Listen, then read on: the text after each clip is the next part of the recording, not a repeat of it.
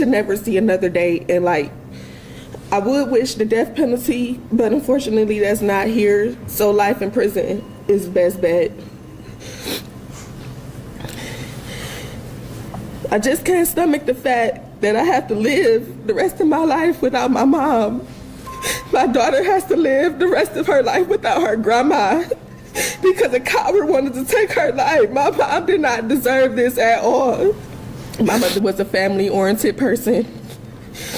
She was my motivator, my best friend. She was the glue to this family. She was my guidance, my everything. I just can't live without her, and I can't imagine just living life without my mom. I can't never call my mom again and tell her I love her. I can't never call and tell her about my day, about how my daughter is doing, how she's growing up. I can't do that no more. He can do that. He can still call his mom. He can still call and check on her. They can all call and check and see how he's doing in jail. We can't get my mom back, ever. My daughter has to grow up without a grandma. She can't even, she won't see her start kindergarten. She won't see her turn 5, grow up, be a teenager. She won't see any of that. I must be 30 years old, but I won't even be here to see that milestone. She won't be able to see my brother graduate college or anything like that. I can't believe she's not here no more. How can I ever explain to my daughter that my mother is never coming back? And that's the one that she called her Papa, the only one that she knew, the only person that she was around for 4 years. How can I even explain that to her? And you said you never wanted me to be traumatized. I was traumatized the moment I walked in the room and see my mom lying there. And I was even more traumatized. I couldn't even hold her with her last breath. I just can't. It's not sitting right with me. I don't feel like anyone should be out here in this world if they kill someone. I don't respect a person like that, and I don't have any sympathy. This man never had any remorse for my mom at all. He didn't try to get her up. He didn't try to make sure she was okay. He didn't have no remorse or nothing, and I don't either. I don't think that he should have any time. He should be in jail forever, for life.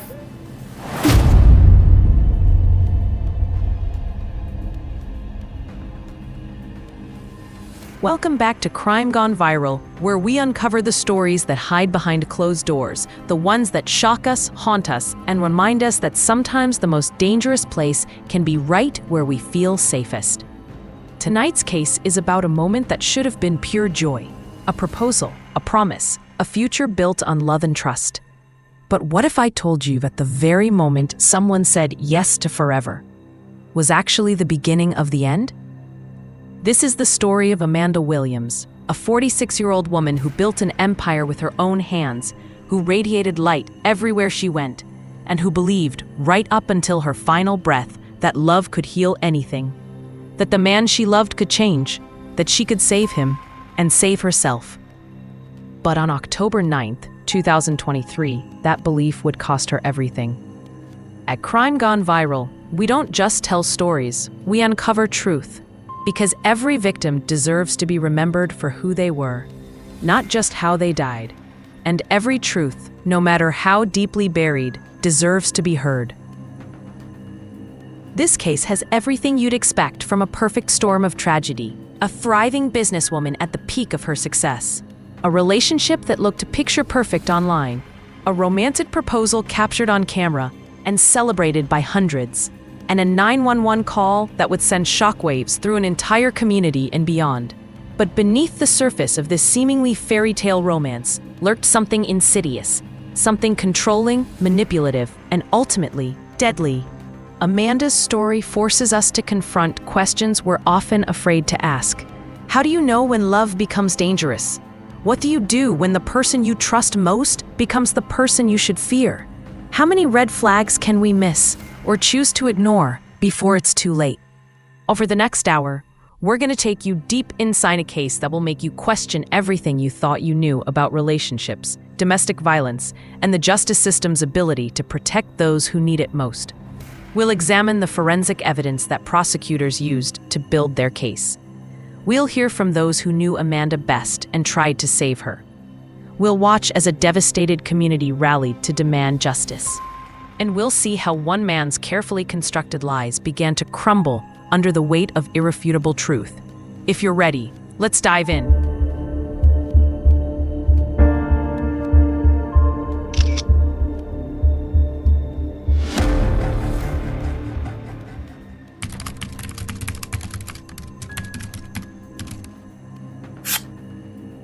University Heights, Ohio, a quiet Cleveland suburb where neighbors still wave to each other from their porches on warm summer evenings, where local businesses know their customers by name and remember their usual orders, where Friday night football games bring the whole community together under the lights. It's the kind of place where people move specifically because they want to raise families in safety and comfort. In this tight-knit community, certain names become synonymous with quality, trust, and excellence. And by 2023, if you asked any woman in University Heights where she got her hair done, chances are you'd hear the same name over and over again, Amanda Williams. But Amanda wasn't famous because of scandal or controversy. She wasn't a social media influencer chasing viral moments or building a personal brand through controversy. She was known for something far more valuable and increasingly rare. She had a genuine gift for making people feel beautiful from the inside out. At 46 years old, Amanda had built something truly remarkable. A la Mode Styles wasn't just another hair salon squeezed into a strip mall, between a nail place and a pizza joint. This was a destination, a sanctuary, a place where transformation happened, and not just to your hair.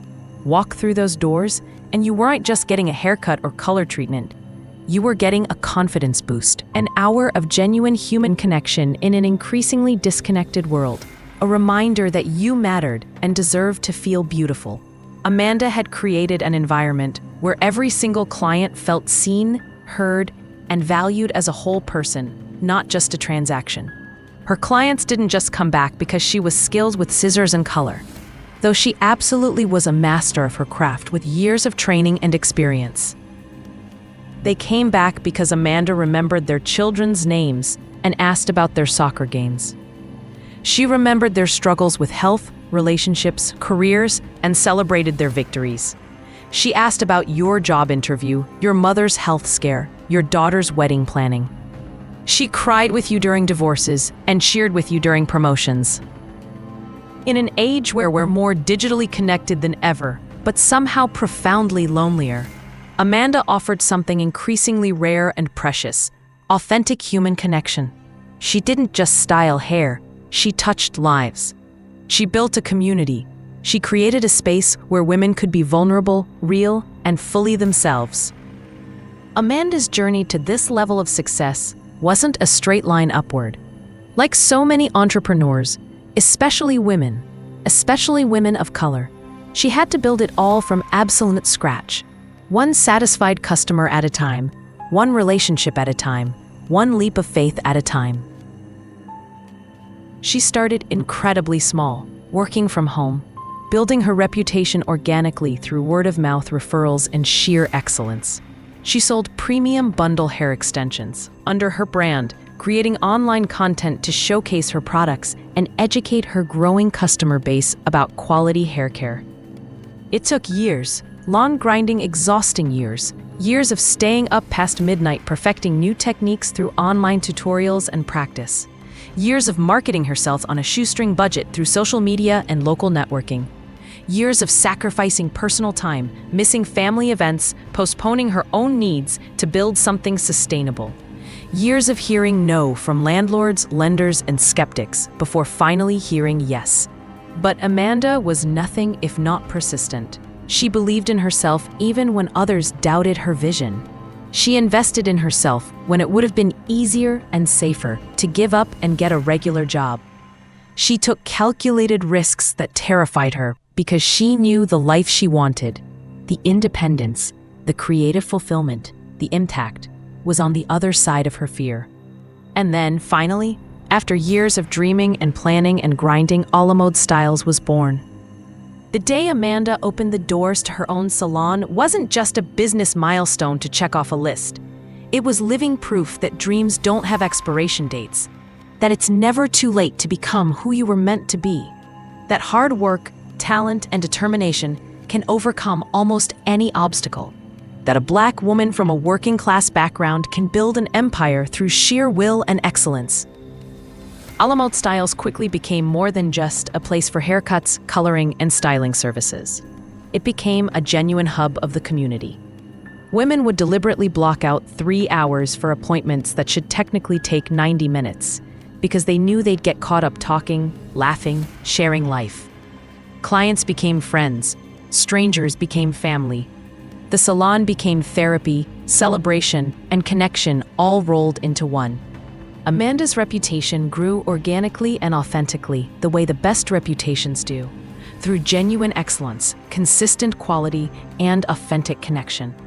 Soon, women were driving 30, 40, even 50 miles from neighboring cities and suburbs just to sit in Amanda's chair.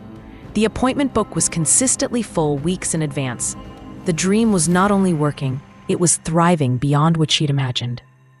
But here's what truly defined Amanda Williams as a person. Despite building this thriving business that demanded constant attention, despite the long hours and endless demands on her time and energy, she never lost sight of what mattered most. Family wasn't something she tried to fit into her schedule around work obligations. Family was the foundation everything else was built upon. She was a mother who showed up, not just physically present, but emotionally engaged. A grandmother who made time for tea parties and bedtime stories, despite exhaustion. A daughter who called her own mother regularly to check in. A friend who listened without judgment and showed up in crisis. In a world that constantly tells us to hustle harder, grind more, sacrifice everything for success, Amanda had somehow figured out the rare alchemy of building a thriving business without losing her humanity, her values, or her relationships in the process. Amanda's online presence authentically reflected her philosophy on life. She wasn't posting for likes or chasing algorithms to monetize her influence. She shared messages about self-growth, empowerment, and resilience because she genuinely believed in those principles. She had lived them. She embodied them. Her optimism wasn't the toxic positivity that ignores pain and dismisses struggle. It was hard-earned wisdom from someone who had faced real challenges, financial stress, relationship difficulties, the struggle of building a business from nothing, and chosen to keep moving forward with grace. She knew life was difficult.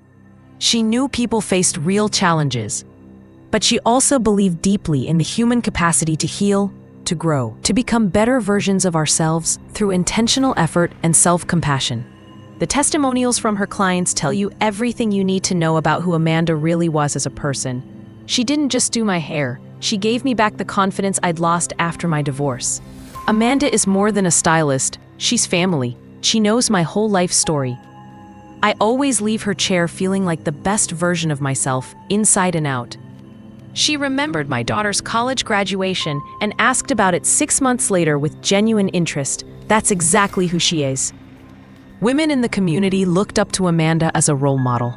She was living proof that you could rebuild your life after setbacks and failures, that you could succeed on your own terms without compromising your values, that it was possible to be both ambitious and nurturing, both successful and kind, both driven and compassionate.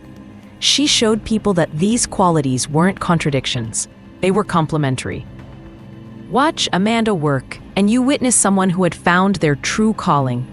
Every movement was precise yet effortless, born from muscle memory. The confidence that comes only from thousands of hours of deliberate practice.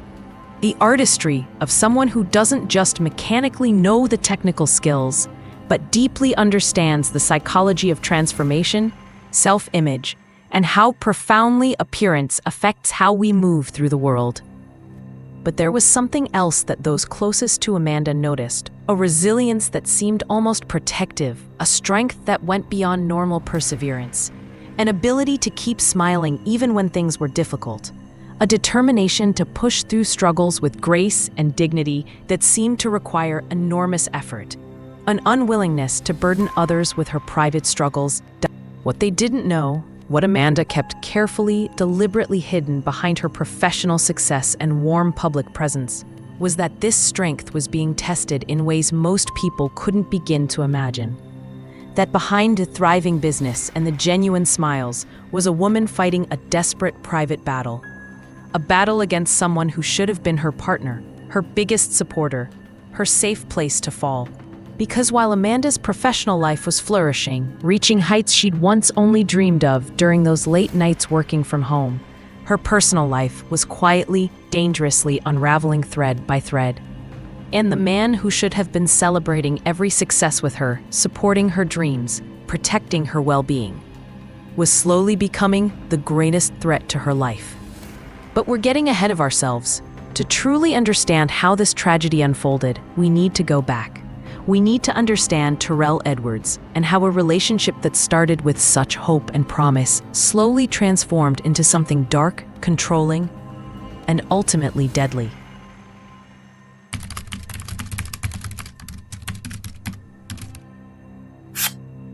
Modern love stories often begin in unexpected, almost mundane ways.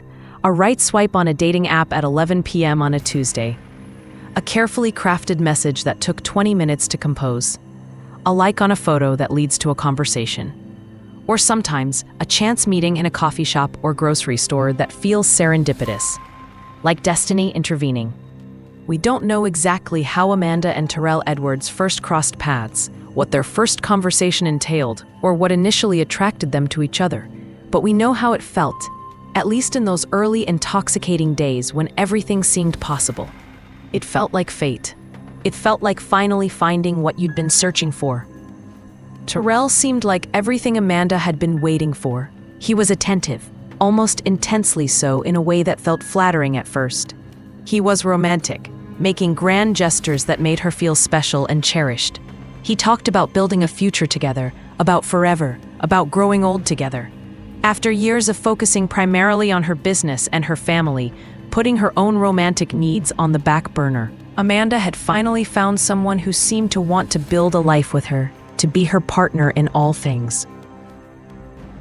And for a long while, actually, it seemed to work. 6 years. 6 years of building shared memories.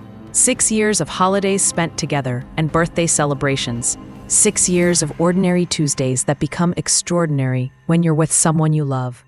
6 years of inside jokes that no one else understands, shared routines that become comforting rituals, and all the thousands of small moments that weave two separate lives gradually into one shared story.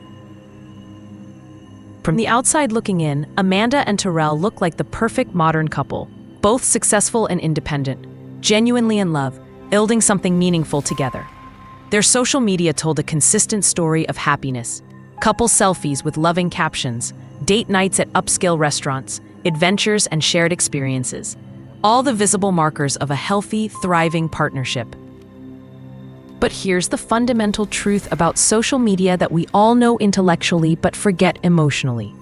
It's a highlight reel, a carefully curated gallery. We post the smiles, never the tears. The celebrations, never the fights that preceded them. The romantic gestures, never the apologies they were meant to be. The love, never the fear. We show the world what we want them to see, not necessarily what actually is. And beneath Amanda's carefully maintained social media presence, beneath the smiling photos and inspirational captions, a very different and troubling reality was taking shape year by year. What wasn't posted publicly were the arguments that lasted for hours, circular and exhausting. The apologies that came with expensive flowers the next day, every single time like clockwork. The promises to change that somehow never quite materialized into actual, sustained behavioral change. What wasn't shared with followers and friends was the way Terrell's behavior had slowly, almost imperceptibly shifted over the years of their relationship. The way his initial attentiveness had transformed into constant monitoring. The way his concern for her safety had evolved into control over her movements and relationships. The way his passion and intensity had gradually curdled into possessiveness and jealousy. Friends who Amanda eventually confided in, during rare moments of vulnerability, later told investigators about the reality of Terrell's behavior. He needed to know where Amanda was at all times, not approximately, but exactly. Who she was with, down to specific names. What she was doing and why. How long she'd be gone and when she'd return. If she didn't respond to his messages quickly enough, within minutes, not hours, there were consequences.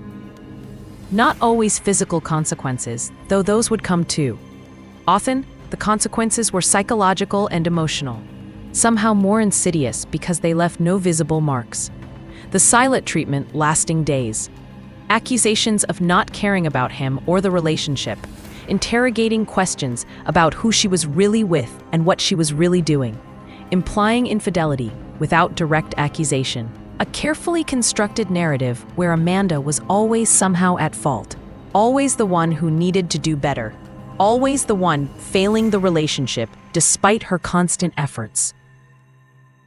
In 2019, the situation escalated dramatically from psychological abuse to physical violence. Terrell was arrested for assaulting Amanda. The specific details of that incident remain private. Domestic violence often happens behind closed doors with no witnesses, leaving victims to make impossible decisions about whether to press charges, whether to involve the legal system, whether the consequences of reporting will make things better or catastrophically worse. What we do know, what the public record shows clearly, is this. Despite the arrest, despite the physical violence, despite this massive red flag waving frantically, Amanda stayed. Before we judge that decision, before anyone watching this asks why didn't she just leave, and trust me, people always ask that question, often with frustration or disbelief. We need to understand something absolutely critical about the dynamics of domestic violence that most people don't grasp until they experience it themselves or someone they love does. On average, it takes a survivor of domestic violence 7 attempts to leave their abuser before they successfully leave for good. 7 separate attempts. And that's if they survive long enough to make it to 7. Because leaving isn't just difficult or complicated, it's statistically the most dangerous time in an abusive relationship. Research consistently shows that a woman is 70 times more likely to be killed in the weeks immediately after leaving her abuser than at any other point in the entire relationship. 70 times. So when someone asks, why didn't she just leave, as if it's simple, as if it's obvious, the real question should be, how do we as a society make it safe enough for victims to leave? What resources, support systems, and protections need to exist so that leaving doesn't mean choosing between ongoing abuse and potential death? Abuse doesn't look like violence 24 hours a day, 7 days a week. If it did, if it was constant brutality, everyone would leave immediately. Instead, it operates in psychological cycles that trap victims. The explosion of violence, whether physical, emotional, sexual, financial, or a combination, was followed by what domestic violence experts call the honeymoon phase. Suddenly, almost overnight, the abuser transforms. They become apologetic, remorseful, sometimes even tearful and vulnerable. They bring flowers and expensive gifts. They write heartfelt letters or texts expressing regret. They promise, swear on everything they hold dear, that this will never happen again. They insist they'll get professional help, they'll change, they'll be the person you fell in love with again. And for days or weeks, they actually are that person again. And the victim thinks, maybe this time is different. Maybe he's finally seen how serious this is. Maybe he's actually changing. Maybe I can help him through this. Maybe our love really can heal him. Hope, that stubborn, dangerous thing, resurfaces. But then, inevitably, comes the tension-building phase. The atmosphere in the home changes subtly. You're walking on eggshells, hypervigilant to mood shifts. That constant feeling of dread in your stomach, that something is wrong. That exhausting vigilance, watching carefully for signs of mounting anger, trying desperately to keep the peace, attempting to do everything perfectly so nothing triggers another explosion. And then, inevitably, predictably, the explosion happens again. Maybe worse than before, maybe slightly different, but the violence returns, and the cycle continues, over and over and over, until the victim becomes so worn down, so emotionally and physically depleted, so isolated from support systems, that they can barely remember who they were before this relationship consumed their entire existence. But here's what makes Terrell Edwards' case even more disturbing, even more dangerous. Amanda wasn't his only victim. She wasn't an isolated incident or a one-time loss of control.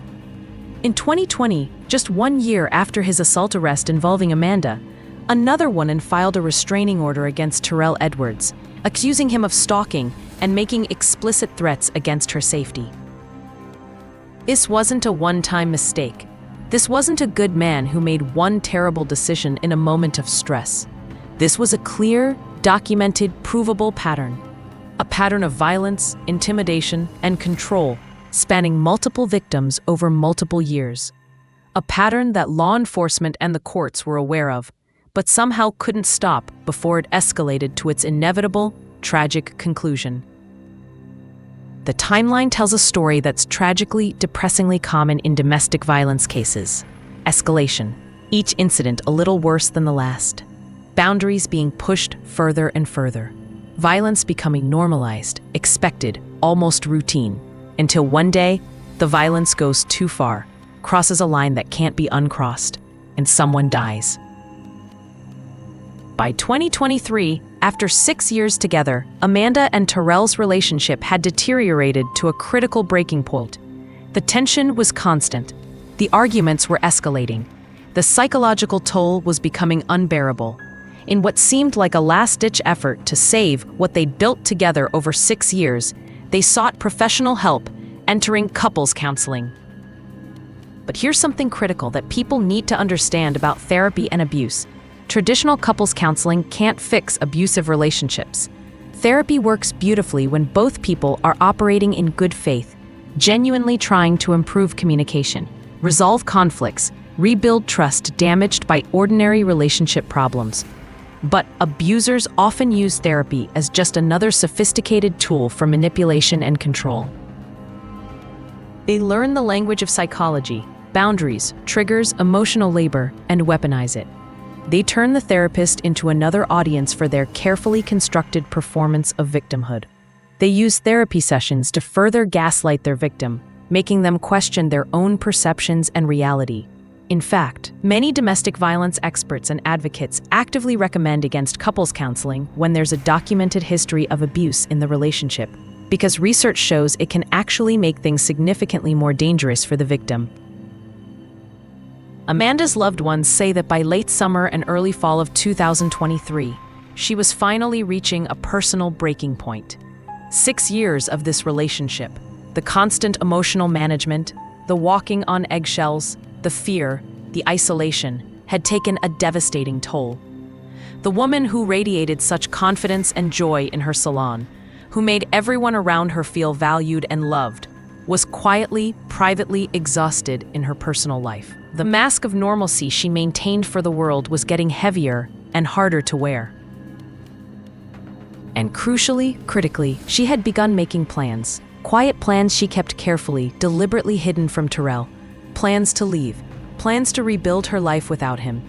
Plans for a future where she could finally breathe freely, where she wouldn't have to constantly manage someone else's emotions at the expense of her own, where she could just exist without fear as her authentic self. Leaving an abusive relationship safely requires incredibly careful planning. You can't just pack a bag and walk out the door, not if you want to survive the leaving. You need to secure finances without your abuser noticing accounts being drained. Find a place to live that they can't easily find. Possibly coordinate with police or domestic violence advocates who understand the specific dangers. Make copies of important documents. Have a safety plan for if things go wrong. Amanda was being strategic, being methodical, being careful. She knew, on some conscious or intuitive level, that leaving would be dangerous, possibly the most dangerous thing she'd ever do. She needed time to get everything in order to ensure all the pieces were in place. Just a little more time to make absolutely sure that when she walked away, she could stay away permanently, not just provoke an even more dangerous situation. But time, it turned out, was something Amanda didn't have as much of as she thought. And then, unexpectedly, Terrell proposed. It's unclear whether Amanda saw this coming, whether there had been hints or discussions about marriage. Was it a genuine attempt by Terrell to save the relationship, to prove his commitment, to give them a fresh start after years of struggle? Or was it a calculated, strategic move by a man who sensed he was losing control, a desperate attempt to bind Amanda to him more permanently, more publicly, before she could successfully escape? We can't know with certainty what was in Terrell's mind during that proposal, but we know what happened next, and that matters more than his intentions. Amanda said yes. Maybe she felt she had to, that saying no would trigger immediate violence or dangerous retaliation. Maybe she genuinely believed this represented real change and commitment. Maybe she was buying herself more time to safely execute her exit strategy without arousing suspicion. Maybe, despite absolutely everything, she still loved him and desperately hoped things could be different, that marriage would somehow heal what therapy couldn't. Or maybe she was just profoundly tired. Tired of fighting, tired of planning, tired of the constant, exhausting emotional labor of managing an abusive relationship. And in that moment of complete exhaustion, it seemed easier, safer, less complicated to say yes than to face the potential immediate consequences of saying no publicly. To the outside world scrolling through their feeds, this looked like a beautiful, expected next step for a couple who'd been together for 6 years. Congratulations poured in from hundreds of people.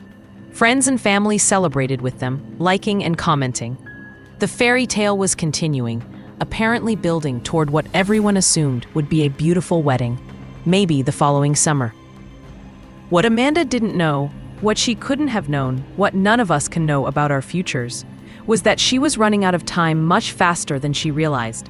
Her plans to leave, being carefully assembled piece by piece with such strategy and caution, would never come to fruition. The exit strategy she was building with such hope would never be executed. The future she was planning would never arrive. Because on October 9th, 2023, just weeks after that engagement, everything would change forever.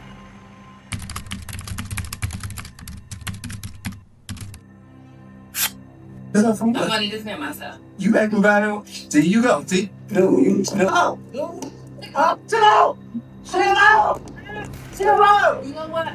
Chill out. Why are you trying to help me? You know what? A Warrensville Heights man convicted of killing his fiancée will serve 24 years to life in prison. This afternoon, a judge sentenced Terrell Edwards for the death of Amanda Williams. Her daughter was among the family members who spoke before the sentence was read. I can't never call my mom again and tell her I love her. I can't never call and tell her about my day. News 5's Catherine Ross in the courtroom today for you as Williams' family made their emotional plea. Justice for Amanda. A sense of relief for Amanda Williams' family and friends Monday. We got what we can get to. Yeah. We satisfied we can go begin to heal. It comes minutes after a judge handed Williams' fiancé Terrell Edwards a life sentence with eligibility for parole after 24 years. A jury convicted Edwards on murder, felonious assault, and domestic violence charges a week ago. Williams' daughter and granddaughter were at the family's Warrensville Heights home in early October when Edwards fatally shot Williams. Edwards admitted to the shooting but told investigators it was in self-defense, claiming Williams threatened him with a knife. The state's evidence against self-defense is the defendant's lack of credibility. Monday, Edwards' attorneys point to his minimal record and cooperation throughout the investigation. He truly was devastated by that loss of life, and that can't be minimized, and will absolutely not minimize it. Dozens of Williams supporters have packed the courtroom throughout the trial and wrote letters to the judge. And several family members provided emotional statements. We can't get my mom back, ever. My daughter has to grow up without a grandma. Man, she was special. My sister did everything right in life. Williams was a beloved family member, hairstylist, and sorority sister. Her family praised the life sentence issued Monday and the months they say they received an outpouring of community support. Come back and see the community. All Let's of our hear support. the support. October 9th, 2023, a Monday night. For most people in University Heights and the surrounding Cleveland suburbs, It was utterly unremarkable. Dinner with family, catching up on television shows, putting kids to bed, preparing for the work week ahead. Just another ordinary evening. But inside one apartment in Warrenville Heights, the tension that had been building for 6 years, through arguments and apologies, violence and honeymoon phases, plans to leave and desperate attempts to stay, was about to reach its catastrophic breaking point. 11:30 p.m. In the dispatch center of the Warrenville Heights Police Department, the phone rang. These calls come in constantly throughout the night. Noise complaints from annoyed neighbors, minor car accidents on residential streets, domestic disputes that need mediation. But something about this particular call was immediately, horrifyingly different. On the other end of the line, a man's voice, distressed, panicked, choking with what sounded like genuine fear or shock. "I just shot my fiancé." 5 words, 5 simple words that would set everything in motion. 5 words that would shatter a community and end a life. Within minutes, precious, crucial minutes, multiple police units were en route, racing toward the address. Officers had almost no information about what they were walking into. Was the shooter still armed and dangerous? Was there an active hostage situation? Were there other victims? Was the reported victim even still alive? These are the questions that pound through officers' minds as they approach a scene. These are the scenarios they train for. This is the moment where preparation meets horrifying reality. When they arrived at the apartment complex, they found Terrell Edwards outside waiting for them. He was cooperative, standing in plain view with his hands visible, no weapon immediately apparent. He had made the call. He was turning himself in. To the arriving officers, this appeared to be someone who had just experienced something traumatic and was seeking help. But inside the apartment, they would find a scene that would haunt even veteran officers who had seen countless crime scenes throughout their careers. Amanda Williams, 46 years old, successful businesswoman, beloved mother and grandmother, lay motionless on the floor. Her body told the immediate, devastating story of extreme violence, multiple gunshot wounds, blood pooling around her. The room showing signs of a struggle, but not the kind of struggle Terrell would later describe. The woman who had smiled in her salon just hours earlier, who had touched lives and built dreams, who had planned a future, she was dying. And there was nothing anyone could do to rewind time, to prevent this moment, to save her. Paramedics moved with practiced urgency, immediately assessing Amanda's condition with clinical precision despite the emotional weight of the scene. She was still clinging to life, but barely. Every second counted now. They worked to stabilize her vital signs, to stop the bleeding, to give her any chance at survival. They loaded her carefully onto a stretcher and rushed her to South Point Hospital, where a trauma team was standing by. Having been alerted to expect a critical gunshot victim, the ambulance screamed through nearly empty streets, every second potentially meaning the difference between life and death. For the next several critical minutes, doctors and nurses fought desperately to save Amanda Williams' life. They worked with the precision and urgency that defines emergency medicine, trying to reverse what Terrell had done, trying to give Amanda back the future he'd stolen from her. But Amanda's injuries were catastrophic. The bullets had caused too much damage to too many vital areas. Despite their training, their equipment, their determination, their best efforts, Amanda Williams was pronounced dead.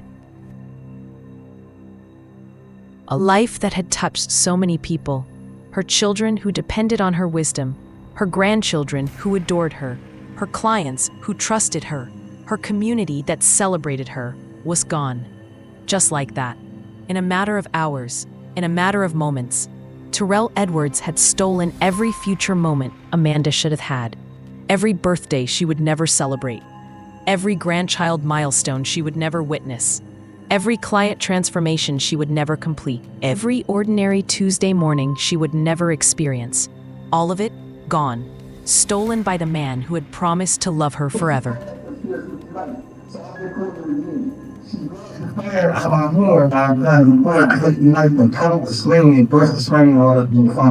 Yeah, she slammed the phone. And then she comes out with you, I'm glad about the whip. I just put that ability. And I understand that good. She tried to come out with the knife, so I don't get that one now. And that was And she, you know, she tried to come out. I said,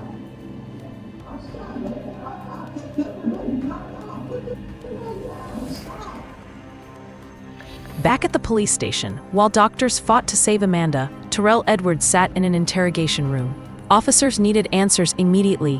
What exactly had happened in that apartment? Why did it happen? How did a Monday evening end with a woman dying from multiple gunshot wounds? And crucially, was this really self-defense as Terrell was claiming? Or was this something much darker? Terrell had a story ready, and to hear him tell it, he was the victim. He was the one in danger. He was the one fighting for his life. According to Terrell's initial statement, he and Amanda had been arguing, a dispute that escalated beyond normal couple disagreements. Amanda, he claimed, became threatening and aggressive. She grabbed a knife from somewhere in the apartment and blocked his exit from the bedroom, holding him hostage. She was preventing him from leaving, he said, trapping him in the room. He told police he tried to record the confrontation on his phone to protect himself, to document what was happening. But Amanda, according to his version, grabbed his phone and damaged it with the knife, stabbing the screen. The situation, Terrell insisted, was spiraling completely out of his control. She grabbed the phone out my hand while I'm trying to record, he told investigators with what sounded like genuine distress, took the knife and poked the screen and pushed the screen up on the phone. Then Terrell claimed Amanda lunged at him with the knife, closing the distance between them aggressively. Fearing for his life, seeing no other option to protect himself, he reached under the mattress where Amanda kept her personal firearm. In that split second of terror, faced with what he perceived as a deadly threat, he made a decision. He fired. Not once, not twice to stop the perceived threat. 6 times. 6 bullets left Terrell's gun in rapid succession. 8 gunshot wounds were found on Amanda's body, some bullets creating both entry and exit wounds as they tore through her, causing multiple injuries from single projectiles. This wasn't a warning shot fired to scare someone away. This wasn't a single defensive action to stop an imminent threat. This was sustained gunfire, pulling the trigger again and again and again, until the magazine was empty and Amanda's body was destroyed beyond any hope of survival. But Terrell maintained his position with consistency, self-defense. He was terrified. She was armed and aggressive. She was attacking him. He had absolutely no choice but to defend himself. What else could he have done in that moment? Officers meticulously collected evidence from the scene. The gun that killed Amanda. 6 spent shell casings scattered on the floor. Blood spatter patterns on walls and furniture. The damaged cell phone Terrell had mentioned. They photographed everything from multiple angles. They documented every detail. They measured distances. They collected DNA samples. They took Terrell's detailed statement, recording every word for later analysis. They documented the scene exactly as they found it. They followed every protocol meticulously. And then, shockingly to many who would later learn about this decision, they let him go. That's right. Terrell Edwards walked out of the police station that night. Despite having just killed his fiancée, despite Amanda lying in the morgue with 8 gunshot wounds, despite a documented history of violence, Terrell went home. The reason? His self-defense claim couldn't be immediately, definitively disproven at the scene. The investigation needed time to develop. The evidence needed careful analysis. And in Ohio, like in many states, the initial benefit of the doubt goes to the person claiming self-defense, especially in their own home. But this decision would prove controversial and would galvanize a community into action, demanding answers and justice. As the sun rose on October 10th, as the night gave way to morning, news of Amanda's death began to spread through the community like wildfire. Text messages between friends, phone calls made with shaking hands, social media posts sharing disbelief and grief. Her salon, Alamode Styles, became an impromptu memorial almost immediately. Clients who had standing appointments that Tuesday morning arrived to find the doors locked, confused at first. Then devastated as word spread about what had happened. Flowers began accumulating outside the entrance. Candles were lit. Photos of Amanda were placed gently against the building. Women who had sat in Amanda's chair, who had trusted her with their hair and their stories, who had laughed with her and cried with her, now struggled to process that she was gone. That they would never see her smile again, never hear her encouraging words, never feel her skilled hands working magic. Amanda's daughter, Tyler, received the news that no child should ever hear, regardless of age. Her mother, her beautiful, strong, vibrant mother, who had built an empire and touched countless lives, had been killed by the man she was supposed to marry. The man who had promised to love and protect her. The man who had instead become her murderer. But as the community mourned, as they processed their shock and grief, something else was building in parallel. Anger. Righteous, justified anger. How could Terrell just walk free? How could a man shoot his fiancée 6 times and not be immediately arrested? Where was the justice for Amanda? Amanda's family and friends began asking hard questions. They started telling police about Terrell's documented history of violence that Terrell himself had conveniently omitted from his narrative. They revealed the 2019 assault that led to his arrest. They shared that Amanda had been planning to leave him. They insisted this wasn't self-defense. This was murder, premeditated and calculated. Inside the Warrenville Heights Police Department, detectives were building their case methodically. They knew they had one chance to get this right. They needed evidence so airtight that no defense attorney could poke holes in it. They needed to build a case that would hold up in court and deliver justice for Amanda. And then they discovered something that would change everything. Something that Terrell thought would prove his innocence, but would actually become the most damning evidence against him. Terrell had recorded the confrontation, and that video was about to expose his lies. But before we see how that evidence would unravel his self-defense claim, we need to understand what happened next. How a community's outcry for justice forced the system to take a harder look. How that video evidence was analyzed frame by frame, and how the truth would finally begin to emerge from beneath Terrell's carefully constructed lies.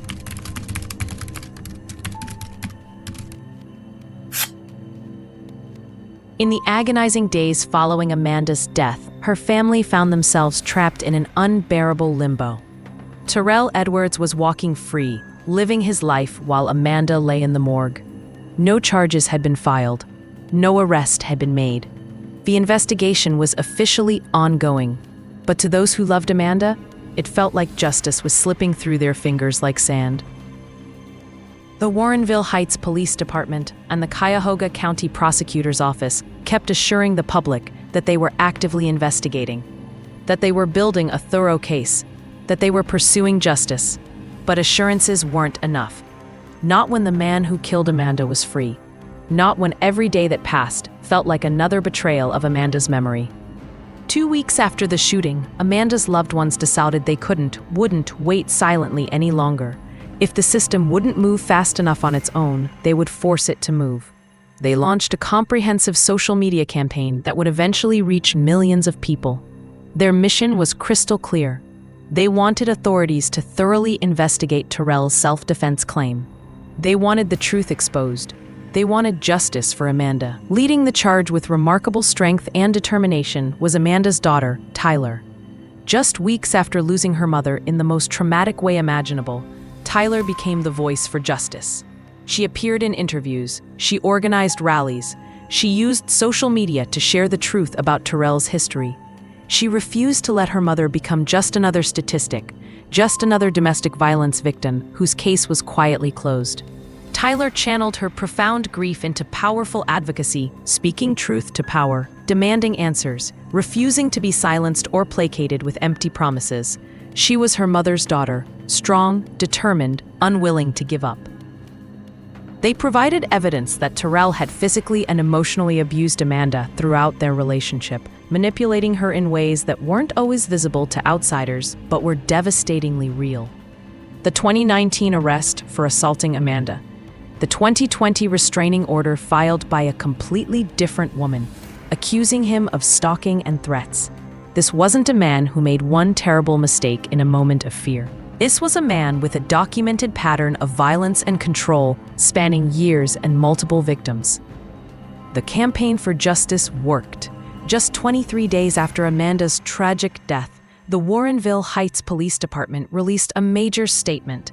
They announced that comprehensive evidence from their investigation, witness testimony, forensic analysis, digital evidence, expert consultations had been presented to a grand jury in Cuyahoga County. After carefully reviewing everything, examining it from every angle, the grand jury had reached a decisive conclusion. A grand jury's responsibility is to determine whether there's sufficient evidence to bring criminal charges.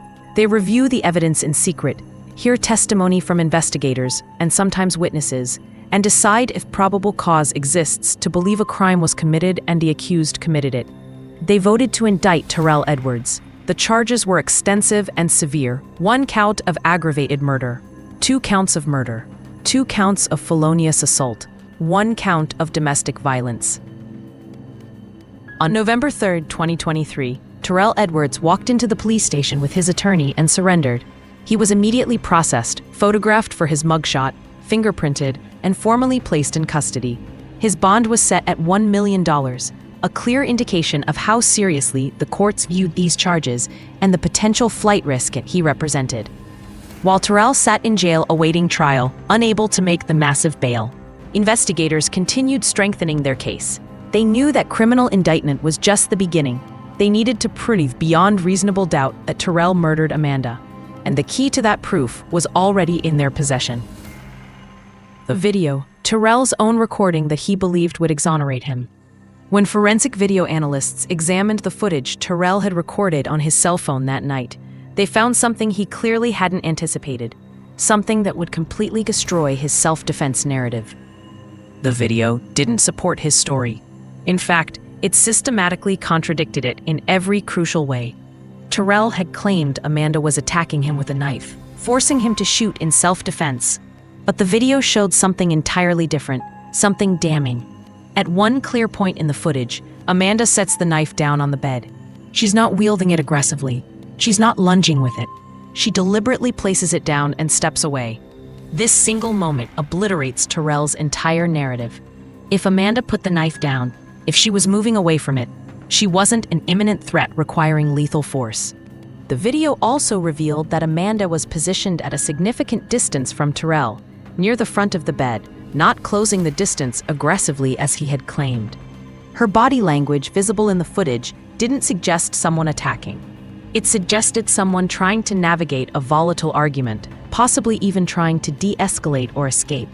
But the video evidence was just part of the prosecution's case. They also had devastating medical testimony from County Deputy Medical Examiner Dr. Elizabeth Mooney that would further destroy any credibility in Terrell's self-defense claim.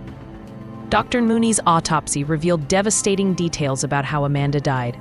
The pattern of wounds, their severity, their locations, everything told a story that fundamentally contradicted self-defense. Most significantly, one of the gunshot wounds severed Amanda's spinal cord at the neck level. This wound was catastrophic and immediate in its effects. It would have caused instant paralysis from the neck down. Amanda would have lost all voluntary motor control immediately. Her arms would have gone limp. Her hands would have opened involuntarily. Her legs would have collapsed beneath her. This means that after at least one of those 6 shots, Amanda was physically incapable of holding a knife, physically incapable of attacking anyone, physically incapable of posing any threat whatsoever. Yet Terrell kept shooting. He continued pulling that trigger even after Amanda was paralyzed and helpless. This wasn't self-defense. This wasn't stopping a threat. This was execution. This was murder. 6 shots fired, 6 separate decisions to pull that trigger, 6 opportunities to stop, to reconsider, to choose differently. And Terrell chose violence every single time until his gun was empty and Amanda was dying on the floor. Investigators also compiled Terrell's complete history more comprehensively than ever before. The 2019 assault of Amanda that led to arrest. The 2020 restraining order from another victim. Multiple witnesses coming forward to describe his controlling behavior, explosive jealousy, and pattern of manipulation. Friends and family testifying about Amanda's fear and her plans to escape. A clear, undeniable pattern emerged. a pattern of violence, control, and escalation spanning years and multiple victims. This wasn't one bad night. This was the inevitable culmination of a long history of abuse that the system had failed to stop in time. As the evidence mounted and the case solidified, one date loomed large on the calendar: February 27, 2024, the trial date, the moment when everything would be laid bare in open court, the moment when Terrell would have to face what he'd done. When that day arrived, the courtroom would become the stage for a final reckoning. The video evidence would be played for jurors, medical experts would testify in detail, witnesses would share what they knew. Terrell would have his opportunity to convince a jury of his peers that he acted in self-defense, that he's not a murderer. But the prosecution had something powerful, something nearly impossible to argue against. They had the truth, captured on Terrell's own video, confirmed by medical evidence, and supported by a mountain of testimony about his pattern of abuse.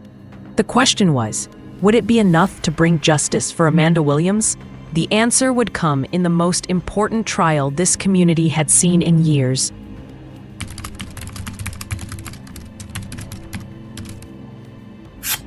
The jury in this case, James Julian panel is sworn, do find the defendant, Terrell Edwards, guilty of murder. Almost 5 months after a popular Cleveland hairstylist was found shot to death in her Warrensville Heights home, her fiancé is found guilty of the crime. Nearly 4 months after Amanda's death, nearly 4 months of waiting and wondering and hoping for justice, the Cuyahoga County Courthouse prepared to host a trial that had captivated not just the local community, but people across the. News crews arrived early, setting up their equipment on the courthouse steps. Family members gathered, holding photos of Amanda, wearing buttons with her face, determined to ensure her presence was felt. The public gallery filled quickly with those who wanted to witness justice firsthand: domestic violence advocates, community members, true crime followers, people who simply wanted to see a killer held accountable. Inside the courtroom, the stage was set. The prosecution team sat confidently. They had video evidence, medical testimony, expert witnesses, a documented pattern of abuse. The defense sat across from them, preparing to argue self-defense, to paint Terrell as a frightened man who acted to protect his own life. 12 jurors and alternates would decide which story to believe. 12 ordinary citizens would determine whether Terrell Edwards was a victim who defended himself or a murderer who executed his fiancée. The trial opened with the prosecution calling their first witness, County Deputy Medical Examiner Dr. Elizabeth Mooney. Her testimony would set the stage for everything that followed. The defense attorney tried to suggest that perhaps this wasn't the first shot fired, that Amanda could have still been a threat before this particular injury occurred. But Dr. Mooney was unshakable in her expertise and testimony. The medical evidence was clear. Once this bullet struck, Amanda posed zero threat. Yet Terrell fired additional shots. He kept pulling that trigger even after Amanda was paralyzed. The next critical moment came when the prosecution introduced the piece of evidence that would seal Terrell's fate, his own video recording from that night.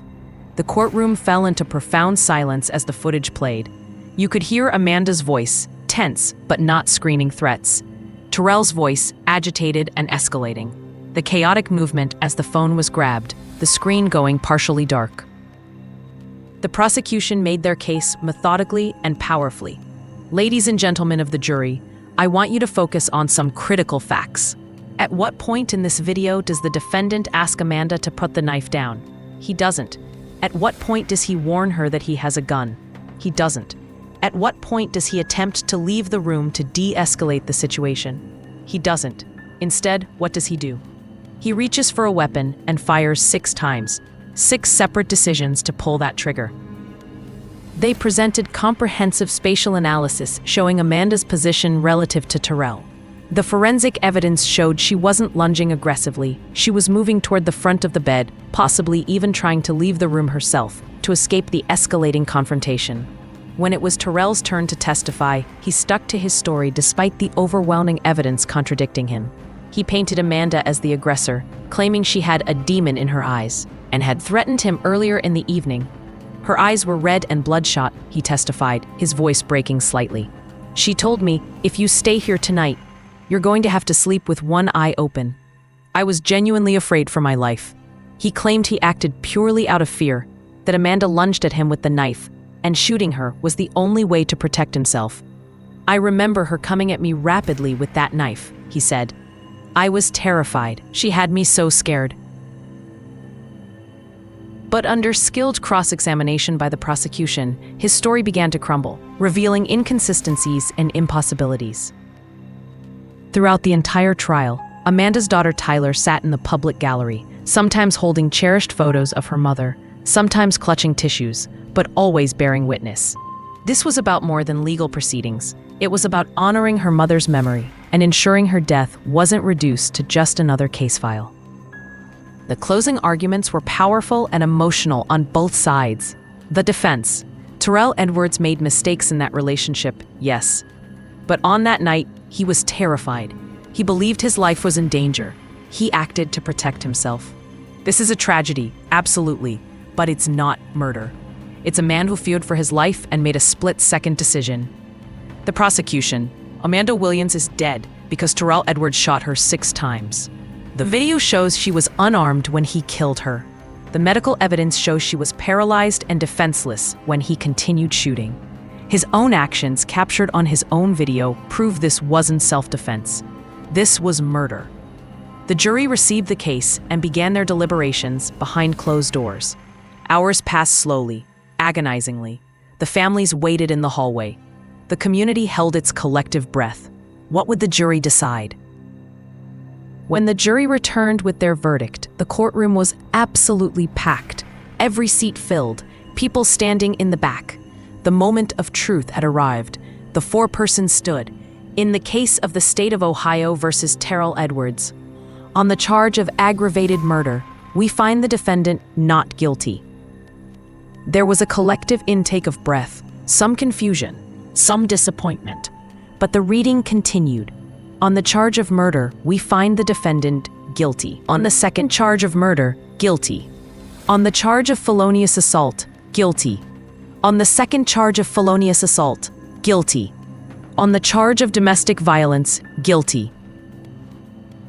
Amanda's family held each other, tears flowing freely, not tears of joy, because joy isn't possible when someone you love is gone forever, but tears of relief, tears of vindication, tears of gratitude that the system had worked, that Terrell would be held accountable, that Amanda's death wasn't ruled a justified homicide.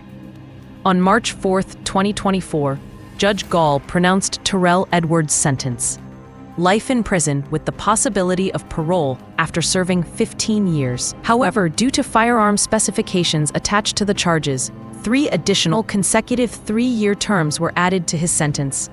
This meant Terrell Edwards would serve a minimum of 24 years before becoming eligible for parole. Terrell was 46 years old at the time of sentencing, the same age Amanda was when he killed her. He would be at least 70 years old before he could even hope for release. The prime years of his life would be spent in prison, paying for what he did to Amanda. As Terrell was led away in handcuffs, his orange jumpsuit a stark contrast to the suits he'd worn during trial, the reality finally seemed to set in. He would grow old in prison. He would miss decades of life. All because he chose violence over letting Amanda go. Justice had been served, but it couldn't bring Amanda back. It couldn't return all the moments she would miss. Her grandchildren's graduations, her business continuing to thrive and grow, holidays with family, ordinary Tuesday mornings in her salon making people feel beautiful. On October 19, 2023, just 10 days after her murder, Amanda S. Williams had been laid to rest at the Word Church in Warrenville Heights, Ohio. Her funeral was attended by hundreds: family, friends, clients whose lives she touched, community members who never met her, but were moved by her story. Her salon stood as a testament to what she built, though it would never again hear her laughter or feel her warm presence. The chairs sat empty. The products she carefully selected remained on shelves, her dream frozen in time. But Amanda's legacy wasn't just about a business or even about a tragic ending. Her legacy was about strength, resilience, and the countless people she inspired to believe in themselves, to pursue their dreams, to never give up even when the path seemed impossible.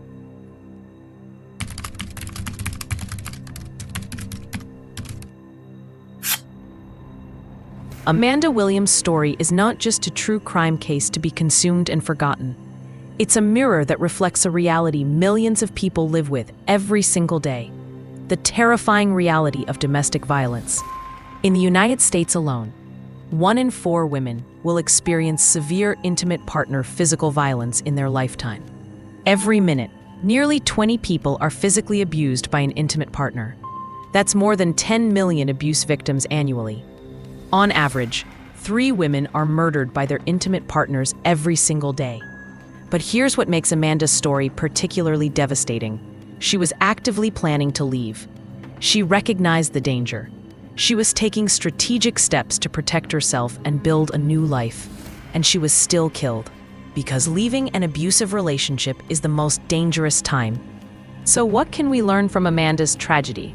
What warning signs should we all know?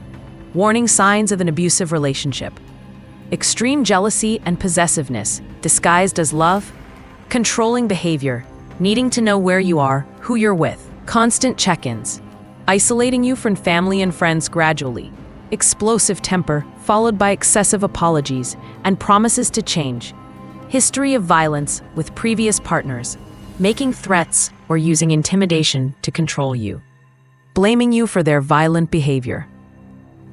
Understand that leaving is the most dangerous time. When an abuser senses they're losing control, when they realize their victim might actually leave, the violence often escalates dramatically.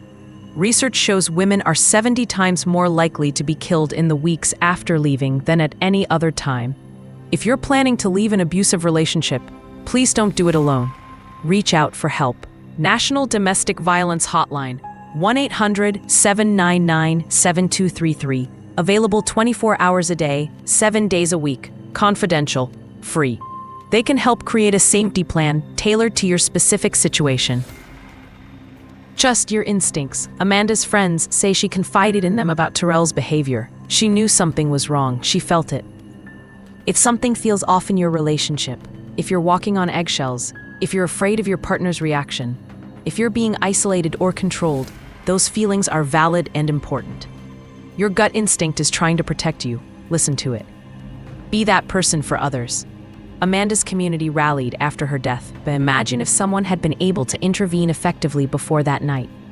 If you suspect someone in your life is being abused, let them know you're concerned without judgment.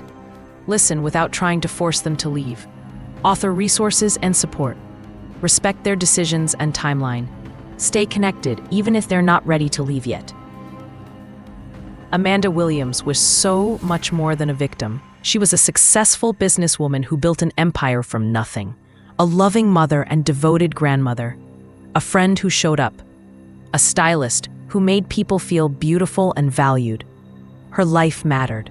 Her dreams mattered. And her death should never be in vain. If her story saves even one person, if someone watching this recognizes themselves in Amanda's situation and reaches out for help before it's too late, then we've honored her memory in the most meaningful way possible. Here at Crime Gone Viral, we tell these stories not for entertainment or sensationalism, but for awareness, for education, for justice. Every case we cover represents a real person whose life was cut tragically short, and real families who will never be the same. We need your help to spread awareness. If this story impacted you, if you believe in justice for victims like Amanda, here's how you can help. Subscribe to our channel and turn on all notifications so you never miss a case. Share this video with someone who needs to hear Amanda's story. Leave a comment sharing your thoughts or experiences. Consider donating to domestic violence organizations in your area. Most importantly, if you or someone you know is in an abusive relationship, please reach out. You deserve to be safe. You deserve to be loved without fear. You deserve a future. Amanda Williams deserved a future too. She deserved to grow old, to celebrate countless more birthdays surrounded by people who loved her, to see her grandchildren graduate and get married, to continue building her empire and touching lives, to wake up every morning in safety and peace. Terrell Edwards stole that future from her, but he couldn't steal her legacy. He couldn't erase the lives she touched. He couldn't diminish the love she spread or the confidence she gave to countless women who sat in her chair. Some lives are taken too soon, but their impact lasts forever.